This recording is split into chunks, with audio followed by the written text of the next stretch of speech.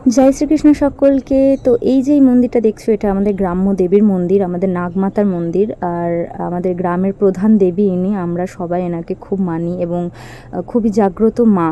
দূর দূরান্ত থেকে লোক আসেন এনার কাছে মনস্কামনা নিয়ে, এবং মা এত কৃপালু যে সকল ভক্তের মনস্কামনা উনি পূর্ণ করেন। তো চলো আজকে সেই অলৌকিক ঘটনা তোমাদেরকে বলবো।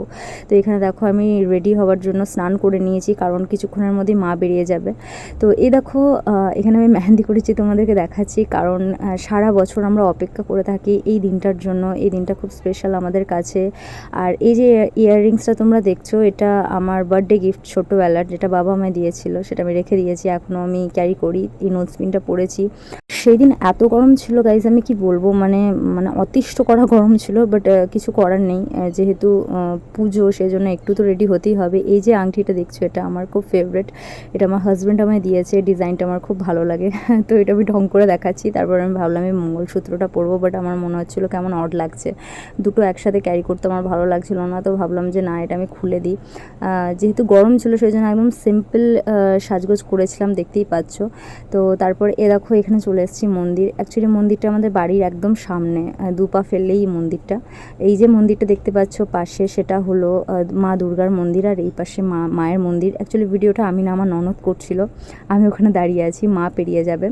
আর তোমরা কি জানো, মা বেরোনোর সময় গ্রামের একটা লোকও ঘরের ভেতরে থাকে না। যত গ্রামের লোক আছে সবাই সেদিন মাকে দেখার জন্য রাস্তায় এইভাবে হাত জোড় করে দাঁড়িয়ে থাকে। আর যতক্ষণ না মা গ্রামের ত্রিসীমানা থেকে বেরিয়ে যাচ্ছেন, ততক্ষণ গ্রামের কোনো ঘরে রান্নাবান্না চাপে না। আমাদেরকে অনেক বিধি নিয়মের মধ্যে থাকতে হয়, সকল গ্রামবাসীকেই। এবং এরপর তোমাদেরকে আমি একটা জিনিস শোনাই, যেটা শুনলে হয়তো তোমাদের গায়ে কাঁটা দিয়ে উঠবে। তারপর তোমাদেরকে ঘটনাটা আমি বলবো মায়ের মহিমার।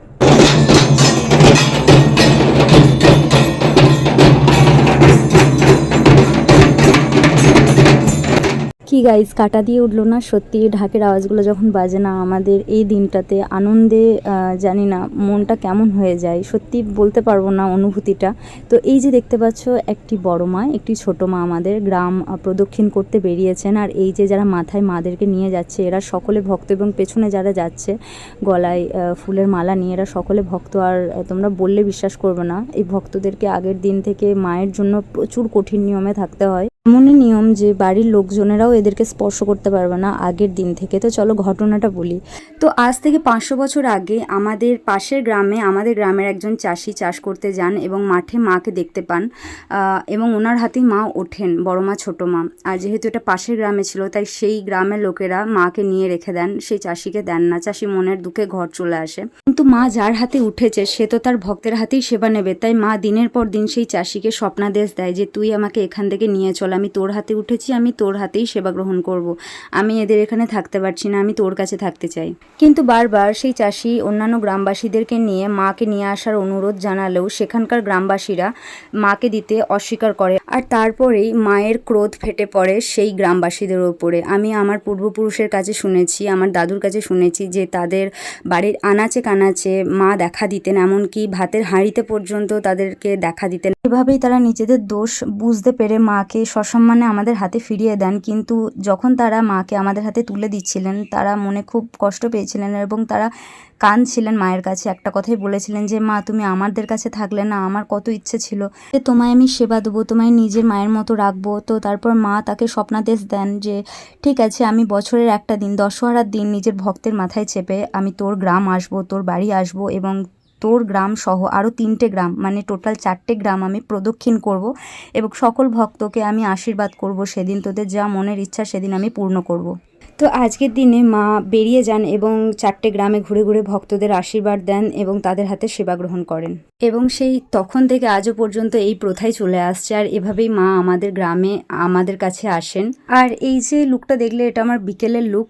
আমার আনন্দে আর গেট রেডি উইথ শ্যুট করতে আমি ভুলেই গেছি। তো দেখতেই পাচ্ছ সন্ধ্যে 7টা হয়ে গেছে, মা গ্রামে ফিরে আসছেন নিজের ঘরে। আর সত্যি কথা বলতে, মা যতক্ষণ না আমাদের গ্রামে ফিরে আসেন, আমরা সেই দুপুর 4টে থেকে হাপিত্তেশ করে দাঁড়িয়ে থাকি রাস্তার দিকে তাকিয়ে, যে আমাদের মা কখন আমাদের কাছে আসবেন। আর যখন মায়ের মুখটা আমরা আবার দেখতে পাই, তখন আমাদের মনটা আবার শান্ত হয়ে যায়, আনন্দে ভরে ওঠে যে না, আমাদের মা আমাদের মাঝে আবার ফিরে চলে এসেছেন। আর গাইজ তোমরা বিশ্বাস করবে না, এত গরম ছিল সেদিন, কিন্তু জাস্ট তোমরা ভিড়টা দেখো, এখানে দেখো ভক্তরা কত আনন্দ করছে, মা আবার গ্রামে ফিরে চলে এসেছেন আমাদের। আর এই টাইমেও গ্রামবাসীরা কেউ ঘরের ভেতরে থাকে না, সবাই আবার বেরিয়ে আসে ঘর থেকে, আর সারাদিন অপেক্ষায় থাকে সকলে, অনেকেই উপোসে থাকে। আর এটা আমাদের গ্রামের নিয়ম যে প্রত্যেকটা বাড়িতে একটা করে উপোসী থাকতেই হবে। এরপর মা নিজের আটনে বসার পর আবার ধুমধাম করে পুজো হবে এবং সেই প্রসাদ গ্রহণ করেই কিন্তু উপোসীরা উপোস ভাঙবেন। আর সব থেকে অবাক করা ঘটনা, তোমরা হয়তো লক্ষ্য করনি, তোমরা ভিডিওটা পিছিয়ে নিয়ে গিয়ে দেখতে পারো, মা যখন বেরিয়ে যাচ্ছিলেন সকালবেলায় তখন অনেক মা দিদিদের ভর হচ্ছিল। তো আজও পর্যন্ত যদি কোনো ভক্ত মা যাবার সময় তার সামনে জোড়হাত করে কেঁদে তার মনের কোনো দুঃখ কষ্ট মাকে বলেন, যাদের ভর হচ্ছে তাদের দ্বারা মা তাদের ভবিষ্যৎবাণী করে দেন এবং দৈববাণীও করে দেন, ভবিষ্যতে সেগুলো তাদের জীবনের সাথে মিলেও যায়। এবং সকল ভক্তরা মায়ের আদেশটাকে নিজের জীবনের মূল মন্ত্র করে আজও পর্যন্ত চলে। তো তোমরা ভিড়টা দেখো, এত গরম ছিল গাইস, তোমরা বিশ্বাস করবে না, মানে দম বন্ধ হয়ে আসছিল, ওখানে দাঁড়িয়ে থাকতে পারছিলাম না। কিন্তু মায়ের একটা ঝলক পাওয়ার জন্য তার সকল ভক্তরা জোড়হাত করে দাঁড়িয়ে থাকে মা কখন আসবেন। আর এরকম অনেক অলৌকিক ঘটনা আছে যে আমাদের গ্রামে অনেকবার বিপদ এসছে এবং মা সেই বিপদ থেকে সকল গ্রামবাসীকে উদ্ধার করেছেন। এরকম অনেক কাহিনী, অনেক ঘটনা আছে আমাদের গ্রামের। বীরভূমের বিভিন্ন জায়গা থেকে ভক্তেরা আসে মায়ের কাছে নিজেদের আশা নিয়ে, এবং সত্যি কথা বলতে মা কাউকে ফিরিয়ে দেন না। আর আমাদের মা সত্যি খুবই জাগ্রত। আমাদের গ্রামের এই পুজোটা বিভিন্ন কেবল লোকাল চ্যানেলেও দেখানো হয়, বিভিন্ন পত্রিকা, বিভিন্ন খবরের কাগজেও প্রকাশিত হয়, এবং দূর দূরান্ত থেকে লোক এখানে আসেন নিজেদের মনস্কামনা নিয়ে। সকল গ্রামবাসী খুবই সৌভাগ্য বোধ করি যে আমরা এই গ্রামের বাসিন্দা। তো এটা হলো আমাদের দশহরা উপলক্ষে ছোট্ট একটি মেলা, যেটা 4 দিন ধরে হয়। আর দেখো আমার ননদ এটা হাই করছে। আর আমরা মেলার ভিউটা নেওয়ার জন্য 20 টাকা দিয়ে, মানে পার পার্সন 20 টাকা দিয়ে আমরা নাগরদোলায় উঠেছি মেলার ভিউটা নেওয়ার জন্য, শুধু তোমাদের জন্য। তো চ্যানেলটাকে প্লিজ সাবস্ক্রাইব করে দাও। তো পুজোর আনন্দে এখানে আমি আবোল তাবোল বকছি, জানি না কি বলছি। আমাদের জাম্পিং এ চাপার, ওই যে পেছনে ওটা চাপার খুব ইচ্ছা, বাট চাপতে নাই, হ্যাঁ, কারণ আমরা বড় হয়ে গেছি। বাট আমাদের ওয়েটটা তো খুব হালকা, চাপতে দেবে। বাট আমি শাড়ি পরে কি করে চাপবো? তোরা তো রেডি হয়ে যাচ্ছিস। কালকে চাপবো, কালকে চাপবো। এবার নিচে যাবো গাইস, ফোন পড়ে যাবে। চলো রাখি, বাই। প্লিজ আমার লজিকহীন কথাগুলো ইগনোর করো। আর এই দেখো এখানে কি হচ্ছে বলো তো, যাত্রা। ইয়েস, আর সব থেকে স্পেশাল জিনিস কি জানো, এই যাদেরকে দেখছো না স্টেজে যারা অ্যাক্টিং করছে, এরা সকলে আমাদের গ্রামেরই লোক। হ্যাঁ, গ্রামের লোক মিলে সবাই উদ্যোগ করে যাত্রা করছে, এবং 4 দিন ধরে যতদিন মেলা হয় ততদিন এখানে কিছু না কিছু সাংস্কৃতিক অনুষ্ঠান হতেই থাকে, নাটক, যাত্রা, গান, এরকম অনেক কিছুই হয়। তো তোমরা লোকের ভিড়টা দেখো, সবাই খুব হাসছে যাত্রা দেখে। আমি কিন্তু যাত্রার কিছুই বুঝি না গাইস, কিন্তু তবুও ভালো লাগে। এগুলো গ্রাম বাংলার ঐতিহ্য, এগুলো আমাদের সুন্দরতা গ্রাম বাংলার, যেগুলো আজ অন্যান্য গ্রামে আর দেখতে পাওয়া যায় না।